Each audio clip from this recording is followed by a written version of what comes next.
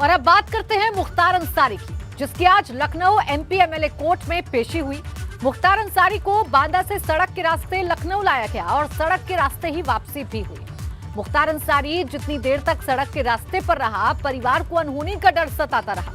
एक वक्त ऐसा भी आया जब मुख्तार की सुरक्षा में तैनात एक गाड़ी खराब हो गई। मुख्तार की पेशी ने लखनऊ से मऊ तक हलचल बढ़ा कर रखी। एम्बुलेंस में ठीक बगल में, हम एम्बुलेंस के ठीक बगल में हैं और इसी एम्बुलेंस में मुख्तार अंदर बैठा हुआ है।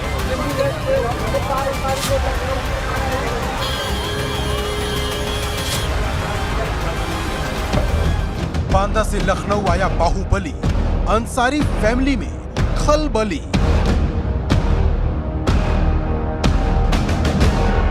मुख्तार पर कानून का एक्शन, क्या है जिया मऊ के लेखपाल का कनेक्शन? बांदा से लखनऊ, लखनऊ से बांदा, ये 11 घंटे की वो हाई वोल्टेज स्टोरी है जिसने उस बाहुबली मुख्तार अंसारी और उसकी फैमिली के माथे पर बल ला दिया। क्या परिवार को बताया गया जब बंदी को ले जाया जाता है तो इस तरीके से जानकारी दी जाती है? किसी भी तरह से किसी को कोई सूचना इन्फॉर्मेशन नहीं दी गई है। हाँ, ये ज़रूर है कि परिजन उनके बेटे अब्बास अंसारी, जो इस वक्त मऊ से नवनिर्वाचित विधायक भी हैं, उन्होंने एक आशंका व्यक्त करते हुए एक ट्वीट किया कि पिताजी को इसे रात बिरात वो बीमार थे और ले जाया जा रहा है। क्योंकि जिस मुख्तार पर 100 से ज्यादा मुकदमे हैं, उसे 2 मामलों के लिए जब बांदा की जेल से लखनऊ एमपी एमएलए कोर्ट लाया गया तो हड़कंप मच गया। मुख्तार के विधायक बेटे अब्बास अंसारी ने किसी अनहोनी घटना की आशंका जताते हुए आधी रात को बैक टू बैक 9 ट्वीट दाग दिए। लेकिन अंसारी फैमिली की धड़कनें उस वक्त और ज्यादा तेज हो गई जब मुख्तार को बांदा से लखनऊ ला रहा वज्र वाहन रास्ते में खराब हो गया। जिन 2 मामलों में मुख्तार की पेशी हुई, उसमें पहला मामला हजरतगंज में दर्ज शत्रु संपत्ति का है। 27 अगस्त 2020 को जिया मऊ के लेखपाल सुरजन लाल ने हजरतगंज कोतवाली में दर्ज कराई थी। मुख्तार अंसारी और उसके दोनों बेटों पर आईपीसी की धारा 120B, 420, 467, 468, 471 और सार्वजनिक संपत्ति नुकसान निवारण अधिनियम 3 में केस दर्ज हुआ था।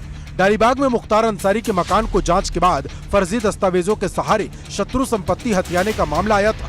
इस मामले में लेखपाल सुरजन लाल की तहरीर पर केस दर्ज हुआ था, जिसमें दाखिल की गई चार्जशीट की प्रक्रिया में आरोप तय होना था, जिसकी चार्जशीट की कॉपी मुख्तार को दी गई और अब 8 अप्रैल को आरोप तय होने की तारीख तय हुई है। दूसरी तरफ आलमबाग थाने में दर्ज जेलर के साथ मारपीट के एक पुराने मामले में मुख्तार अंसारी पर आरोप तय हो गए हैं। इस मामले में भी 8 अप्रैल को सुनवाई होगी। मतलब 8 अप्रैल की तारीख फैसले की तारीख है, जिसके आरोप बाहुबली मुख्तार अंसारी पर है। लेकिन जिस तरह से आधी रात को मुख्तार को बांदा से लखनऊ लाने की तैयारी हुई, उसको लेकर सियासत गर्मा गई। जब किसी भी कैदी को लाना, तो जब 4 घंटे का सफर है बांदा टू लखनऊ, तो रात को जो वहाँ आना जाना तमाम तरह की बातें हुई, तो उससे आशंका लोगों के मन में जगी है। अंसारी कोई सामान्य कैदी नहीं है। उनकी सुरक्षा को लेकर वहाँ जो जिला प्रशासन है, जेल प्रशासन है, वो मुस्तैद है। तो इसमें फिर दिक्कत क्या है? नहीं, मुस्तैद हम ही थोड़ा कर रहे हैं, लेकिन ले आना है 7 बजे, तो 12 बजे रात से वहाँ क्या हो रहा है?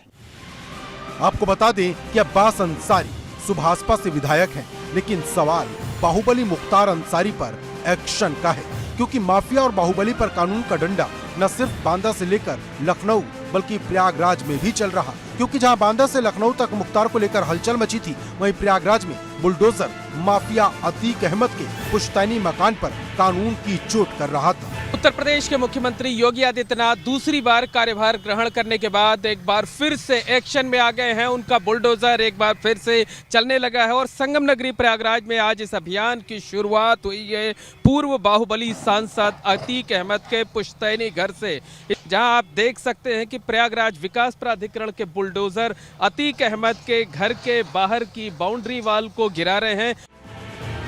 मतलब बाहुबली मुख्तार अंसारी से लेकर माफिया अतीक अहमद तक पर कानून का शिकंजा कसता जा रहा है। लेकिन इंतजार है 8 अप्रैल की तारीख का, जब दोनों मामलों में फैसला आएगा और पता चलेगा कि जिस मुख्तार को लेकर 10 घंटे की भाग दौड़ हुई, उस पर कोर्ट ने क्या आरोप तय किए। Bureau report, ABP Ganga.